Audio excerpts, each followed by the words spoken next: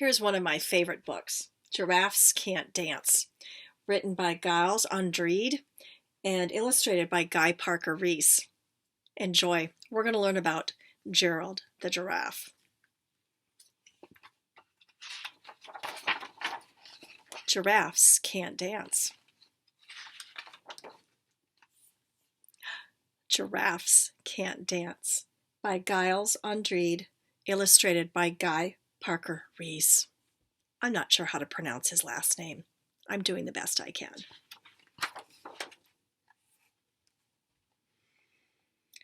Gerald was a tall giraffe whose neck was long and slim, but his knees were awfully bandy and his legs were rather thin. Do you hear the rhyming words in that? Me too. He was very good at standing still and munching shoots off trees. But when he tried to run around, he buckled at the knees. Oh, poor Gerald. Now, every year in Africa, they hold the jungle dance, where every single animal turns up to skip and prance. There they all are. The zebras. Look at this guy just lounging. I don't know, is he going to dance?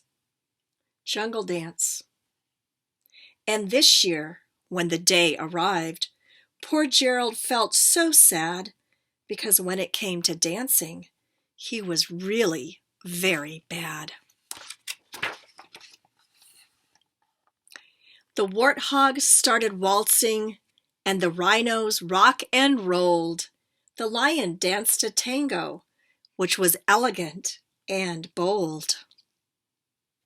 Look at those guys.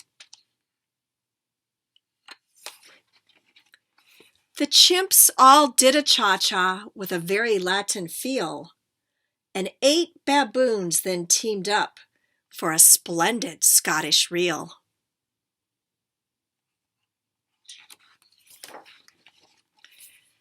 Gerald swallowed bravely as he walked towards the floor, but the lions saw him coming, and they soon began to roar.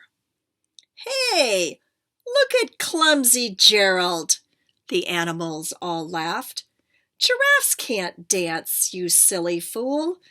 Oh, Gerald, don't be daft." Daft means not so nice word, kind of like silly or stupid or dumb.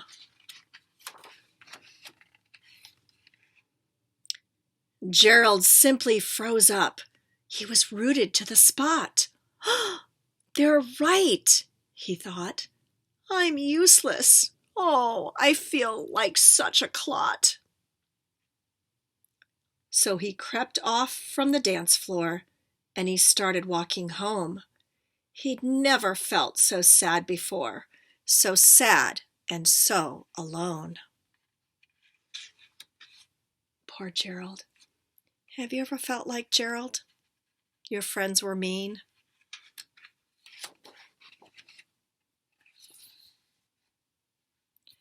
Then he found a little clearing and he looked up at the sky. "The moon can be so beautiful," he whispered with a sigh. "Excuse me," coughed a cricket, who'd seen Gerald earlier on, "but sometimes when you're different, you just need a different song."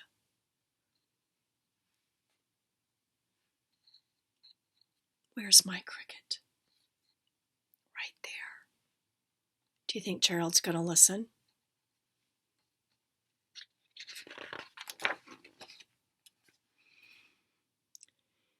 "Listen to the swaying grass and listen to the trees. To me, the sweetest music is those branches in the breeze." There he is, whispering in to Gerald's ear. So imagine that lovely moon is playing just for you. Everything makes music if you really want it to.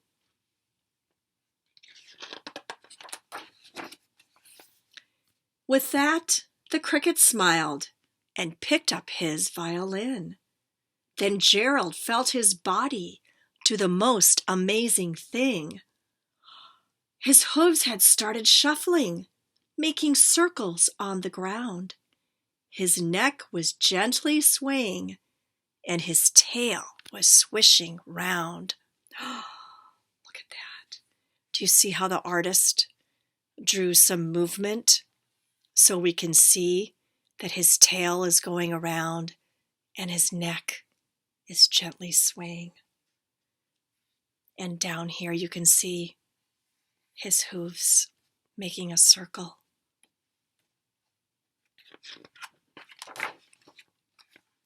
He threw his arms out sideways and he swung them everywhere.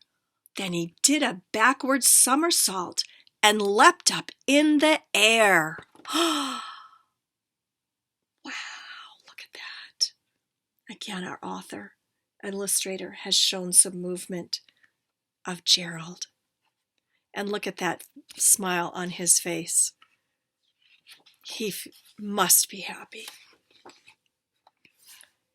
Gerald felt so wonderful. His mouth was open wide. I am dancing. Yes, I am dancing. I am dancing, Gerald cried. What do you think's going to happen next? I think so too. Let's find out.